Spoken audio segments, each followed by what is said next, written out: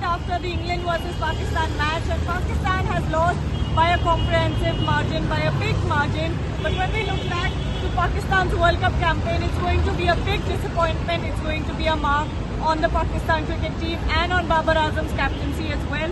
I have Raja with me to talk about this match. Raja, do you think this is going to be a big disappointment for PCB, for Babar Azam and the rest of the team? I think from the time England won the toss, it was always evident that England was favourites to win this game, especially after they decided to bat and went really well. Ben Stokes playing a beautiful inning. The captain came and played a blinder in the end, and it was always going to be tough for Pakistan to win this game.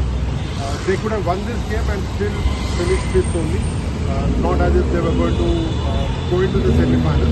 So it was tough for them, very disappointing for Pakistan, shocking for their fans. They would have liked them to get into the semi-finals. I for one had expected them to make it to the semi-finals. Absolutely, but we talked about this with Shahid Hashmi as well, about how Babar Azam has lost favour with the Pakistan team, with the management. How do you look at his future as a captain right now? It looks pretty bleak to me, primarily because he's not been a leader.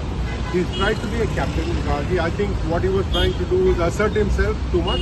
I don't think he had the whole team with him. He didn't have the backing of the players. Midway through the tournament, he seemed to have lost confidence of the team, and therefore probably even the Pakistan cricket board. It's not good tidings in the middle of a tournament for a captain to lose faith of the side, but unfortunate for him. A great player that Pakistan has, but probably a poor captain in the World Cup.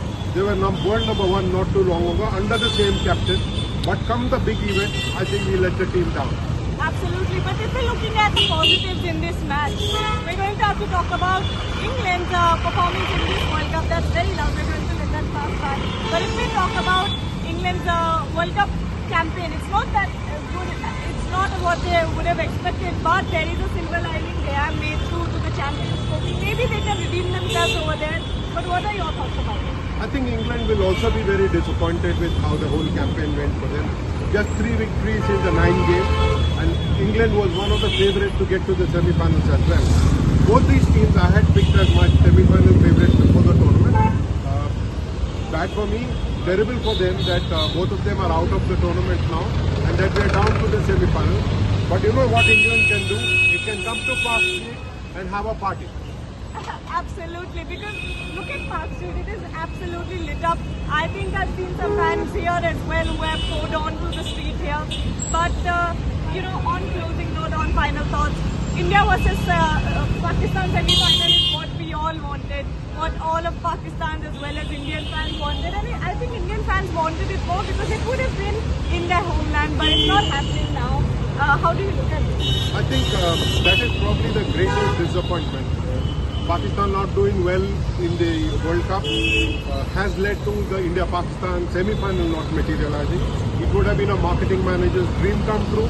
It would have been a fan's dream come true. But I think some of us are breathing a sigh of relief that India doesn't have to play that emotional match in the semi-final and then go on to play another emotional game in the final. So I think India will be counting its blessings. Perhaps not the fans, but the Indian team will be delighted that they don't have to play Pakistan and churn up a lot of emotions. Absolutely. But stay tuned to Revsportz because we'll be bringing you lots more.